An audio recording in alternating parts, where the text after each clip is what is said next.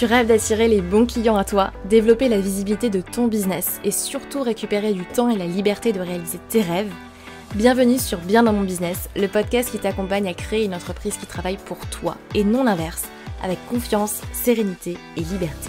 Je suis Pauline Philibert-Digem, entrepreneur multipassionnée et fondatrice de Dare to Dream, et chaque semaine, je te partage seule ou avec d'autres entrepreneurs des conseils, stratégies et retours d'expérience pour développer sereinement ton activité et attirer les bons clients à toi. Dare to Dream, c'est aussi une communauté d'une dizaine de milliers de personnes aujourd'hui à travers nos contenus sur les réseaux sociaux, la newsletter et le podcast, ainsi que des programmes en ligne et formations pour développer ton entreprise en ligne et vivre ta vie comme tu l'entends. Que tu aies envie de voyager à travers le monde, te poser au bord d'une piscine avec du champagne ou simplement voir grandir tes enfants, prendre du temps pour toi. À toi de définir ta vision du succès et quelle qu'elle soit, c'est possible. Tu peux réaliser tous tes rêves. À toi de vivre ta vie et d'oser monter la première marche. Je t'invite à t'installer confortablement et c'est parti pour l'épisode du jour. Tu veux trouver plus de clients mais tu ne sais pas par où commencer, quelle stratégie adopter? Ou au contraire, tu penses qu'il n'existe que la prospection mais tu veux pas démarcher les gens? Ou la création de contenu mais qui prend trop de temps? Ou la publicité mais tu n'as pas d'argent à investir? Ça tombe bien car nous avons créé un guide 100% gratuit qui regroupe plus de 57 méthodes et idées pour trouver tes prochains clients dans les prochaines semaines. Toutes les méthodes que je te partage ici sont applicables en une seule journée, tu ne peux que y trouver ton bonheur. Donc je t'invite à cliquer sur le lien en description de ce podcast pour aller télécharger ce guide entièrement gratuit et découvrir les plus de 57 nouvelles méthodes pour trouver tes prochains clients.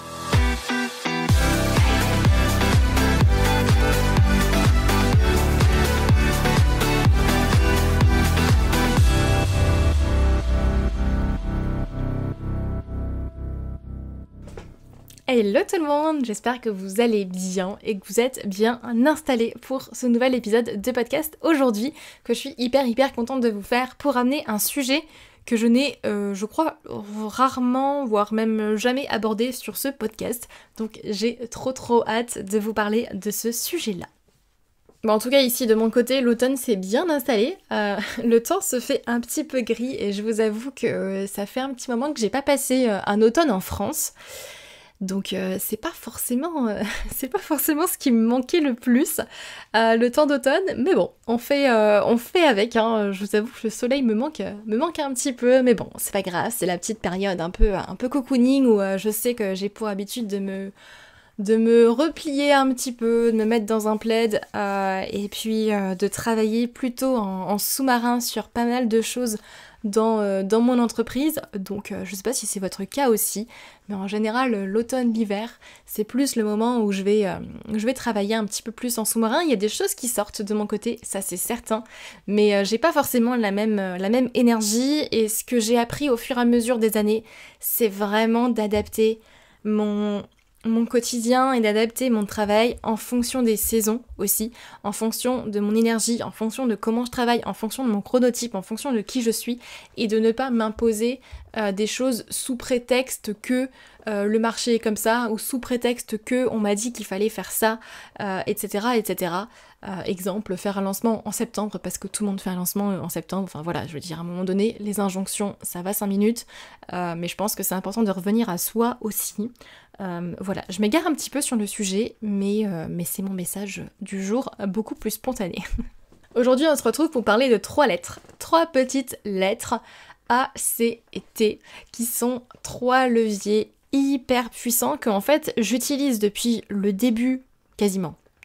Depuis quasiment le début, oui, dans mon activité, mais dont je me rends compte que j'ai en fait jamais vraiment parlé dans mes contenus, et qui vont vous permettre de trouver plus de clients en 2023. Parce qu'à un moment donné, quand on a un business où on a trouvé ses premiers clients, ok, il y a des clients par-ci, par-là qui rentrent, même si c'est pas forcément stable, même si c'est les montagnes russes et que tous les mois c'est pas forcément le même chiffre d'affaires, ok, c'est pas grave, mais au moins il y a des clients, il y a du chiffre qui rentre, c'est sympa. Mais maintenant vous pouvez vous poser la question, comment est-ce que je vais chercher plus de clients? Comment est-ce que le mot à la mode c'est scaler, hein, mais bon, qui veut dire un peu tout et n'importe quoi parce qu'on scale pas à n'importe quel moment, ça demande d'avoir déjà une structure en place, d'avoir déjà des bases qui sont solides parce que sinon je vous assure que votre château de cartes il va s'effondrer.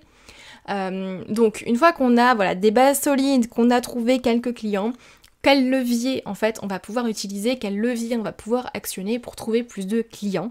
Et surtout aujourd'hui en 2023, mais je pense que ce sera valable bien évidemment en 2024, eh bien ça se résume en 3 lettres, A, C et T. Et je vais démarrer tout de suite avec le premier levier. Le premier A, c'est le A de argent. C'est le premier levier que vous allez pouvoir utiliser pour générer plus d'argent, justement, générer plus de chiffre d'affaires, trouver plus de clients. Le A de argent, c'est-à-dire utiliser l'argent pour en générer davantage. C'est le principe de l'investissement, très clairement, mais pas forcément que. On peut, par exemple, utiliser ce levier-là en faisant, par exemple, un prêt à la banque, en faisant une levée de fonds, en fait, tout simplement utiliser quelque chose pour aller générer plus d'argent. Imaginons que vous avez, je sais pas moi, des locaux, mais que vous n'utilisez pas tout l'espace de vos locaux, mais vous allez pouvoir louer par exemple une partie de votre bureau pour récupérer plus d'argent. Alors là, c'est pas forcément pour aller chercher effectivement plus de clients, mais c'est pour générer plus de chiffre d'affaires et pour faire grandir votre boîte. On peut faire un prêt bancaire par exemple si vous avez des investissements vraiment importants à faire avec votre boîte, et d'ailleurs ça vaut pour le pro et pour le perso, mais on va utiliser le levier d'argent pour aller en générer davantage. Autre exemple, arrivé à un moment donné dans votre croissance, vous allez peut-être vous demander, ok, j'ai de la trésorerie, super, mais qu'est-ce que j'en fais? Comment est-ce que je vais aller l'investir? Comment est-ce que je vais l'utiliser pour générer plus d'argent? Alors, ça demande effectivement d'avoir déjà atteint un certain palier, je pense, mais c'est de très très bonnes questions à se poser à un moment donné et que je me suis posée aussi à un moment donné où on se dit, ok, c'est sympa, mais qu'est-ce que j'en fais après, au final, de cette trésorerie? Qu'est-ce que j'en fais de cet argent? Comment est-ce que je la fais fructifier pour que ça ramène effectivement plus d'argent derrière? Alors, petit disclaimer, je parle d'argent ici, donc tous celles et ceux qui ne sont pas à l'aise aujourd'hui avec l'argent, ça sert à rien d'aller écouter cet épisode de podcast, ça va vous frustrer plus qu'autre chose. Mais effectivement, voilà, c'est vraiment le premier levier, c'est qu'est-ce que j'en fais, comment est-ce que je l'investis intelligemment, qu'est-ce que je fais pour aller en générer davantage. Et donc, je vous ai déjà sorti plusieurs pistes, mais il y a bien évidemment l'investissement, que ce soit immobilier, en bourse, en crypto, etc. Alors après, je suis pas là pour vous expliquer comment le faire, ça c'est moins mon expertise, mais c'est des idées à aller explorer déjà dans un premier temps. Il y a la levée de fonds bien évidemment, il y a les prêts bancaires, vous pouvez louer une partie de votre bureau par exemple, si vous en avez, ou autre, mais il y a plein de choses à aller explorer sur cette partie-là. Le deuxième levier sur lequel je vais davantage m'attarder, ça va être le C de compétences. Donc c'est vraiment le deuxième levier, les compétences.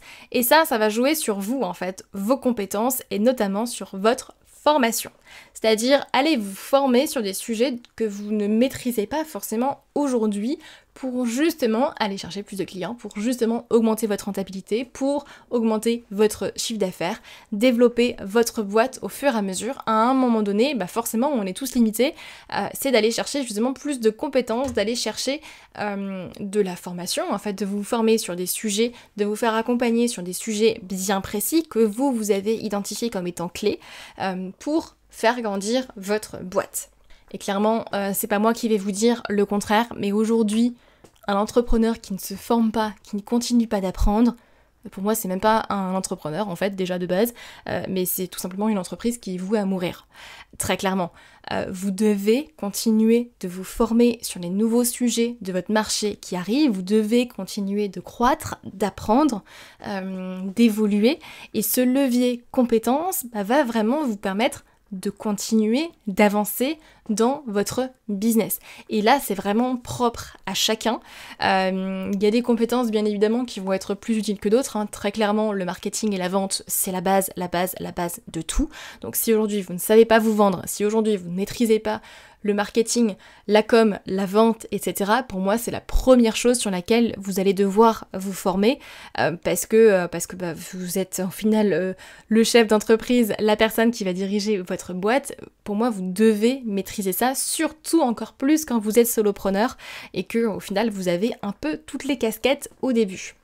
Moi, je sais par exemple que de mon côté, au début de mon activité, et même encore aujourd'hui, mais c'est plus forcément les mêmes sujets, mais au début surtout, je me suis énormément formée sur plein de sujets différents, que ce soit la création de tunnels de vente, le copywriting, l'emailing, la partie technique, comment créer un webinaire, la publicité, je sais même plus ce qu'il y avait, mais je me suis formée sur tellement de sujets. Pourquoi ? Parce que j'en avais besoin pour faire grandir aussi ma boîte. Alors attention, important, petit disclaimer quand même, c'est important surtout de ne pas s'éparpiller dans plein de choses différentes et juste de faire comment on appelle ça, juste d'amasser en fait des connaissances, mais des connaissances que vous n'allez pas forcément appliquer ou des connaissances qui ne vous serviront à rien pour l'instant. Ça c'est hyper important par contre à dire.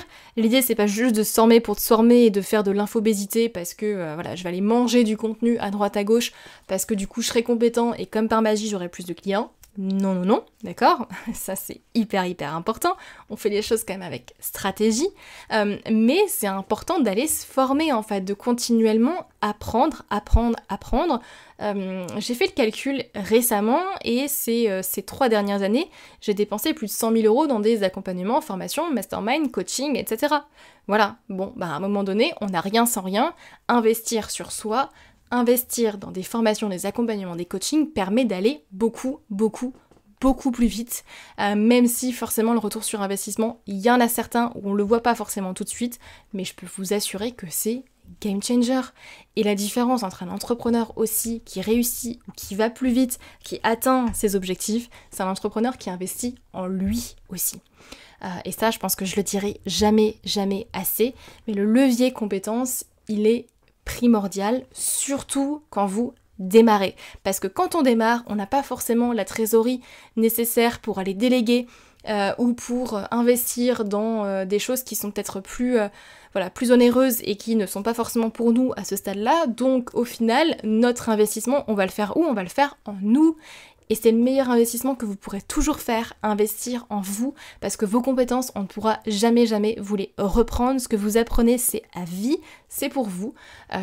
Et c'est là où c'est hyper bénéfique. Donc vraiment, le deuxième levier, pour moi, il est primordial, surtout quand vous démarrez et que vous n'avez pas forcément encore un business qui est stable ou qui est même rentable ou qui tourne entre guillemets tout seul, même si un business ne tourne jamais tout seul, hein, mais qui tourne de façon régulière et qui vous apporte un chiffre d'affaires régulier tous les mois, c'est utiliser le levier compétences. Compétences, formez-vous, apprenez, testez, échouez même, et ensuite vous allez pouvoir réussir au fur et à mesure. Et ensuite, une fois que vous avez une entreprise qui tourne, que vous avez une entreprise qui est stable, qui est rentable, vous avez un chiffre d'affaires entre guillemets régulier, qui tourne aussi tous les mois, vous savez comment aller chercher vos clients et puis déjà pouvoir juste stabiliser votre boîte, là on va pouvoir utiliser le troisième levier. Mais c'est important de ne pas le faire trop tôt, ce troisième levier, c'est le T. Et ça va être le T de temps. C'est se dire comment est-ce que je peux récupérer du temps pour utiliser ce temps-là, pour me concentrer sur ma zone de génie et du coup développer davantage ma boîte. Hyper important.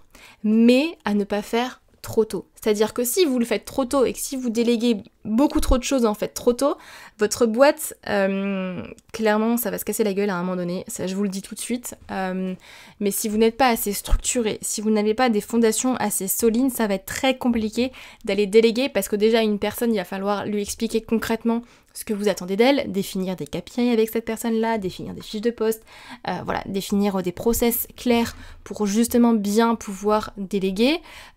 Donc ce levier du temps, pour moi, il ne s'actionne qu'à partir du moment où vous avez une entreprise qui vous permet déjà d'en vivre, qui vous permet de payer toutes vos charges, qui vous permet de pouvoir se dire ok, là c'est stable. Bien évidemment, je vais aller chercher plus, mais au moins, j'ai passé en fait le stade de la sécurité financière et de, je paye mes charges, je me paye moi, peut-être pas autant que ce que j'aimerais, mais au moins, je vis, j'ai un toit au-dessus de ma tête, je mange, c'est la base, et puis ensuite, comment est-ce que je grandis, comment est-ce que je vais aller chercher plus de clients? Là, on va pouvoir actionner le levier du temps, mais pas avant. Et ça, c'est hyper important, je pense, à comprendre. Avant, vous allez davantage actionner le levier de la compétence que je vous ai parlé tout à l'heure. Et donc le levier du temps, comment est-ce qu'on va l'actionner? Eh bien on va pouvoir commencer à recruter sa Dream Team. Et là, ça va vraiment dépendre au final de vos besoins, de votre business model, de ce dont vous avez envie, de votre zone de génie aussi, puisque votre zone de génie, l'idée c'est de la garder et d'aller déléguer tout ce qu'il y a autour. Mais vous allez pouvoir notamment aller recruter par exemple une assistante, ou même une femme de ménage pour vous dégager aussi du temps pour travailler sur votre business, un comptable ou une personne qui va faire votre pré-compta, une personne qui va gérer peut-être votre com si c'est pas votre truc et si vous aimez pas faire ça, enfin vraiment ça va vraiment dépendre au final de votre business et de votre zone d'incompétence ou de compétence ou des choses que vous ne voulez plus faire en fait, ça c'est vraiment propre à chacun. Mais la question à vous poser à ce stade-là pour moi c'est comment est-ce que aujourd'hui, donc vous allez prendre votre planning en fait, simplement, vous allez prendre votre agenda aujourd'hui, l'avoir face du coup à vous, que vous puissiez l'avoir visuellement, et vous dire ok, comment est-ce que je peux aujourd'hui récupérer du temps, déléguer peut-être une partie, mais comment est-ce que je peux récupérer du temps pour que ce temps-là, je puisse l'investir intelligemment pour générer plus de croissance pour mon entreprise. Parce que l'idée, c'est pas juste de récupérer du temps pour se poser sur le canapé devant Netflix, hein. Vraiment pas. L'idée, c'est de récupérer du temps pour vous concentrer sur des actions à forte valeur ajoutée, sur des actions qui vont vous permettre en fait de générer en fait du chiffre d'affaires, de faire croître votre boîte, de peut-être vous focaliser sur votre zone de génie, peu importe ce que c'est, à vous de la définir aussi dans un premier temps, mais ça vraiment c'est le levier du temps. Comment est-ce que j'actionne ce levier temps? Donc comment est-ce que je récupère en fait du temps? Et je vous propose de faire un petit exercice par rapport justement à ce temps, à ce levier justement du temps pour déléguer.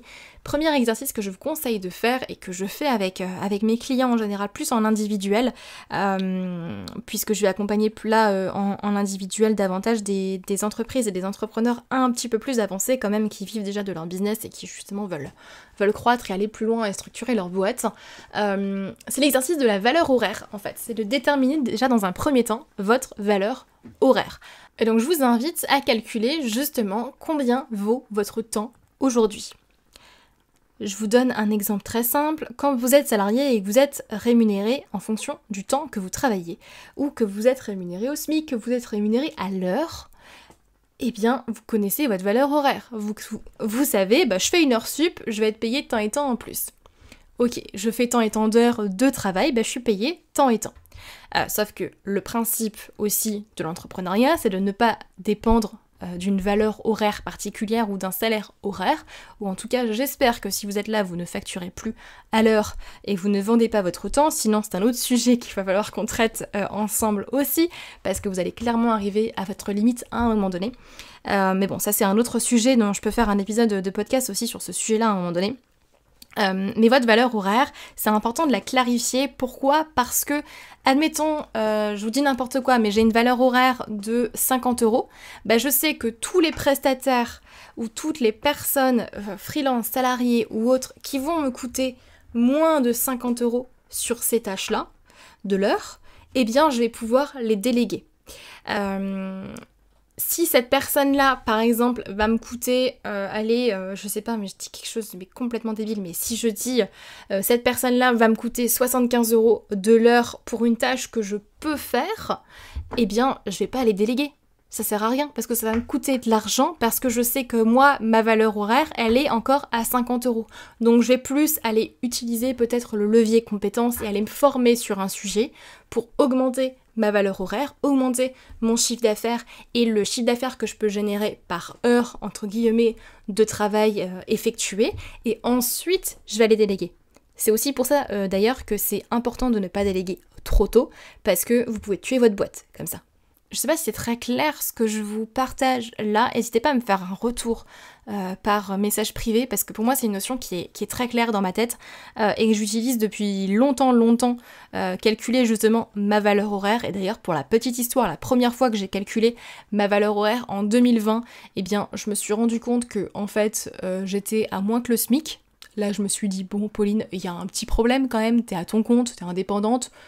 par rapport au temps que tu passes sur ton business et par rapport au chiffre d'affaires que tu génères, t'es payé moins que le SMIC, bon, il y a un petit problème là, donc on va retravailler tout ça, et c'est justement là où je me suis dit, bon, bah il y a quelque chose à faire là-dessus, justement, donc je sais que ça peut être un calcul assez challenging à faire, mais je vous invite à prendre par exemple votre chiffre d'affaires qui a été généré et à le diviser par le nombre d'heures que vous travaillez. Donc ça demande déjà de savoir aussi le nombre d'heures que vous travaillez par mois. Donc vous prenez votre chiffre d'affaires mensuel moyen en gros et vous le divisez par le nombre d'heures que vous travaillez, et là vous allez avoir grosso modo le chiffre d'affaires que vous générez par heure de travail.